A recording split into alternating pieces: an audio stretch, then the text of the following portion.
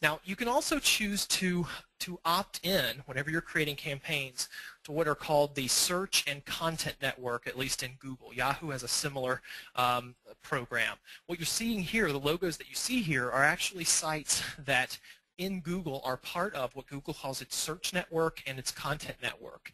These are other sites on which you might see your ad appear if you opt into these two networks. If you don't opt into them, then your ads will only ever appear on the specific search engine that you're marketing with. So if it's Google, by default, your ads would only appear on Google when someone does a search. Once you opt into the search network for Google, then someone searching on Earthlink, Ask.com, AOL might also see your ads. If you opt into the content network, these are non-search engines on which your site might also appear just as people are browsing through news articles, say on the New York Times, or looking at an article on About.com, things like that. Your ad may appear on those as well. What we tend to find is that you get the highest click-through rate and usually the highest conversion rate from advertising on the specific search engine like Google or Yahoo. The search network tends to have a slightly lower click-through rate and usually a lower conversion rate, and the content network is even further removed. So you might have a click-through rate of 2% on Google, a click-through rate of 1% on the search network, and a click-through rate of 0.2% on the content network. And it can really be a very, very low click-through rate, because remember, people that are seeing your ads in this content network advertising, they are not searching for you. They just happen to be reading an article and your ad is showing up down there. So there's no reason to think that they're particularly interested in your program. So that's why the click-through rates are so low there. But you can test these. We've actually had one ad group where we've had the highest conversion rate from the content network. For whatever reason, we're getting really good conversions out of it. So if you get high conversion rate and low cost per conversion, these can be other effective marketing channels and certainly can broaden the reach of your marketing. Couple of things I want to hit real quickly. Geographic targeting. You should almost always be doing this. Unless you're running national online education, you probably want to target where your ads appear, and that's called geographic targeting. In this case, this is actually what Google considers to be the metro Atlanta area. Notice it reaches into both Alabama and Tennessee, and up really close or perhaps into South Carolina. But if I chose the metro Atlanta area, this is where my ads would display. Now, if I want to get more specific than that, I can actually choose a mile range. Say I only want the ads to display within 20 miles of my physical location, and there's some other options as well. But you always want to think about where do you want your ads to display, because if you don't turn on geographic targeting, you can blow through your marketing budget in no time with pay-per-click, showing ads to people in all areas of the country, of the world. I think the default in Google is for your campaign to be national. So if you don't turn on or don't specify your geographic targeting, you're going to get ads showing everywhere from New York to California to Wisconsin to Florida. And if that's not your audience, you're going to be spending money to get people to your website that are not going to actually enroll.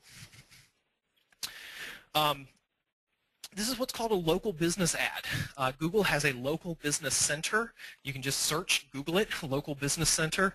Yahoo has a similar thing. This allows you to create, if you see those ads that appear on the maps in Google, sometimes when you do a search or Yahoo, that's what these are. You can create these little ads once you have a Google local business listing that's free to create.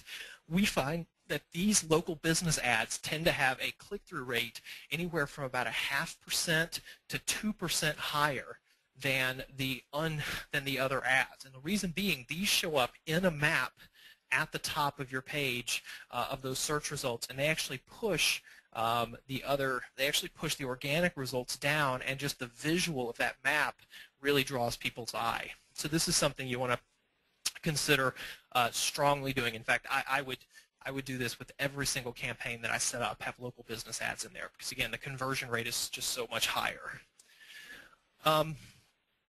Couple other things just to touch on. Conversion rate. This is another thing that I would absolutely insist upon whenever I'm setting up a pay-per-click account, is you have to track these conversions. It can be tricky with university registration systems. Sometimes you have to really finagle it and get a web geek to work with the coding to get this working. But spend the time to get conversion tracking set up so that you know what percentage of the people and how are actually enrolling once they get to your website. I have yet to see a situation where it was impossible to set up the conversion tracking. It's challenging on some of the registration systems, but it's possible in just about all of them. It just takes a little bit of technical work to get this happening. And this will tell you exactly how much it costs per enrollment. And the last thing that I'll mention, just to reiterate, and then we'll close out, is ad testing. Here's a couple of ads written promoting the same thing. It's a public speaking class at Emory University.